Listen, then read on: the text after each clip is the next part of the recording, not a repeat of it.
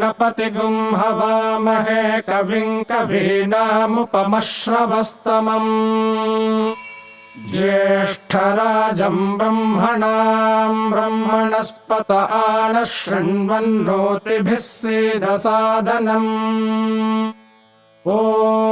श्रीमहागणपतये नमः। ॐ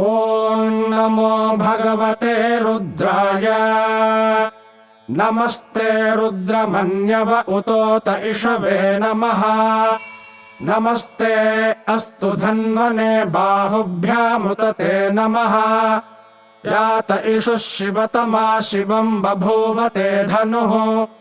शिवा शरव्या यातवतया नो रुद्रमृडया याते रुद्रशिवा तनोरघोरा पापकाशिनी तया नस्तनुवाशन्तमया गिरिशन्ताभिचाकशीः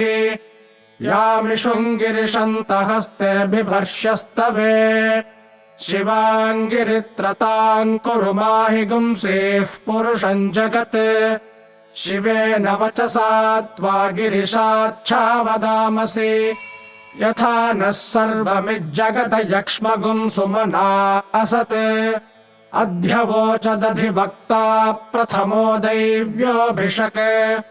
अहीगिश्च सर्वान् जम्भयन् सर्वाश्च यातु धान्यः असौ यस्ताम्रो अरुण उत बभ्रुः सुमङ्गलः ये चेमागुं रुद्रा अभितो दिक्षुः श्रिताः सहस्रशो वैशागुं हेडयीमहे असौ यो वसर्पति नीलग्रीवो विलोहितः उतैनं गोपा अदृशन्नदृशन्नुदहार्यः उतैनं विश्वा भूतानि सदृष्टो मृडयातिनः नमो अस्तु नीलग्रीवाय सहस्राक्षाय मीढुषे अथो ये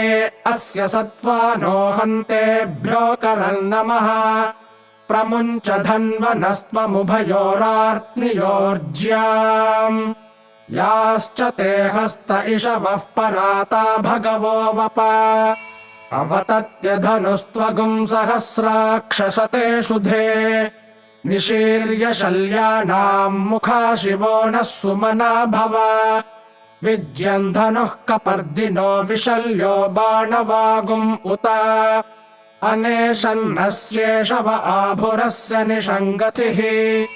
याते हेतिर्मीढुष्टमहस्ते बभूवते धनुः तयास्मान् विश्वतस्त्वमयक्ष्मया परिभुज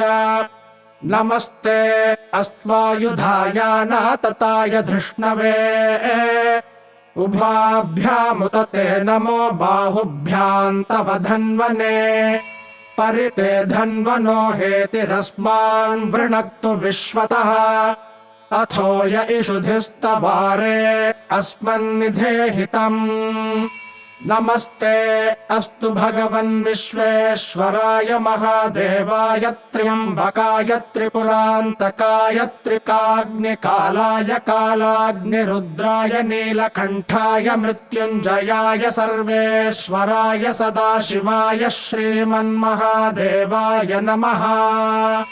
नमो हिरण्यबाहवे सेनान्ये दिशाम् च पतये नमो नमो वृक्षेभ्यो हरिकेशेभ्यः पशूनाम् पतये नमो नमः सस्पिञ्जराय त्विषीमते पथीनाम् पतये नमो नमो बभ्रुषाय विव्याधिनेन्नानाम् पतये